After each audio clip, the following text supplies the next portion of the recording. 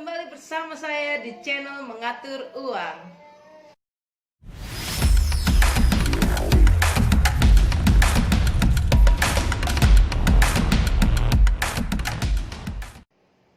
Pada kesempatan kali ini, saya akan men-sharingkan 3 alasan mendasar kenapa asuransi warisan itu begitu penting. Saya juga akan mengkaji secara hukum gambaran umumnya. Yang pertama adalah dana warisan itu bebas pajak pada asuransi jiwa. Ya, pada tahun 2015, Dirjen Pajak mengeluarkan surat edaran yang intinya menyatakan bahwa ahli waris pada asuransi jiwa itu bukan menjadi objek pajak. Artinya pada saat ahli waris menerima dana warisnya di asuransi jiwa itu tidak ada pemotongan biaya perpajakan. Sehingga asuransi jiwa ini akan menjadi alat ideal untuk memberikan dana waris dibanding properti atau deposito. Jika saya kaji dari prosedural serah terima ataupun prosedur untuk membayar biaya-biayanya, ini menjadi lebih ideal akhirnya pada asuransi jiwa. Yang kedua juga saya mungkin perlu mengingatkan kembali pentingnya diversifikasi. Nah, surat edaran ini bisa kalian cek mungkin di Google.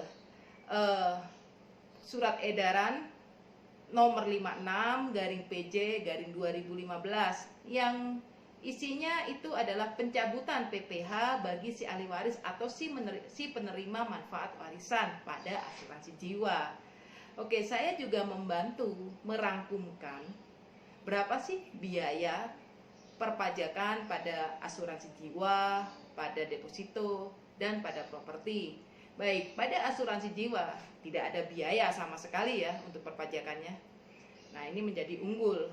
Dan yang kedua pada deposito. Pada deposito itu si ahli waris harus membayar 20% dari bunganya pada saat dia mencairkan warisannya di deposito. Lalu yang ketiga adalah properti. Pada properti, perpajakan yang biasa harus dibayar itu adalah PPh bagi penjual dan BPHTB bagi pembeli, biasanya sekitar 5%. Dan yang pasti juga ada biaya balik nama dan tidak menutup kemungkinan biaya jasa notaris. Nah, itulah yang saya bilang bahwa asuransi jiwa dengan tidak adanya perpajakan bayar pajak ini akan menjadi alat ideal untuk memberikan warisan.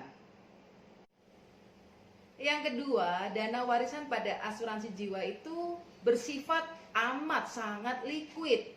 Maksudnya di sini karena tidak adanya prosedural yang ribet pada saat serah terima itu, jadi si ahli waris cukup datang ke perusahaan asuransi jiwa, mengklaimkan warisannya karena si pemberi waris telah meninggal, dan biasanya prosesnya itu 14 hari kerja, maka dananya langsung cair, liquid di rekening si ahli waris.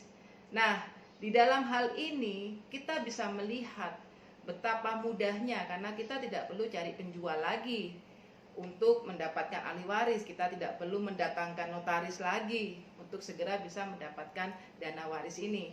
Nah, saya jadi teringat pepatah salah satu motivator Indonesia, Bapak Mario Teguh, yang menyatakan bahwa asuransi adalah uang kecil untuk membeli uang besar. Karena untuk mendapatkan dana waris sebesar 100 miliar misalkan, atau 1 miliar, 5 miliar, 50 miliar, berapapun, itu kita tidak perlu membayar sebanyak itu, cukup 5 kali atau 10 kali tergantung kesepakatan di awal.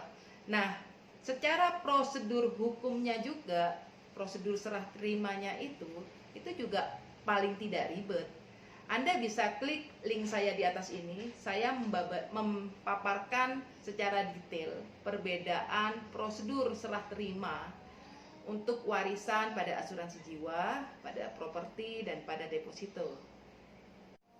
Dan seiring perkembangan zaman, perusahaan asuransi sudah banyak berinovasi. Jadi asuransi jiwa pun itu juga masing-masing produk berbeda-beda.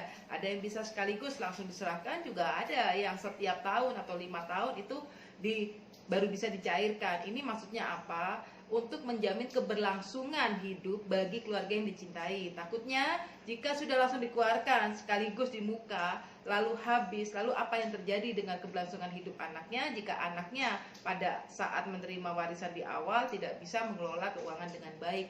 Maka mulailah perusahaan asuransi berinovasi mengeluarkan ada yang setiap tahun, 5 tahun, dan tergantung produknya dan perusahaan asuransinya. Yang ketiga, dana warisan pada asuransi jiwa itu bebas sengketa. Ya, karena nama dan nominalnya itu sudah ditentukan oleh si pemberi waris. Jadi namanya siapa, misalkan ditujukan kepada anaknya. Sehingga saudara-saudaranya itu tidak bisa menggugat. Dan ini sah secara hukum. Dan perusahaan asuransi sendiri secara ketat juga akan memberikan hanya pada ahli waris yang ditunjuk.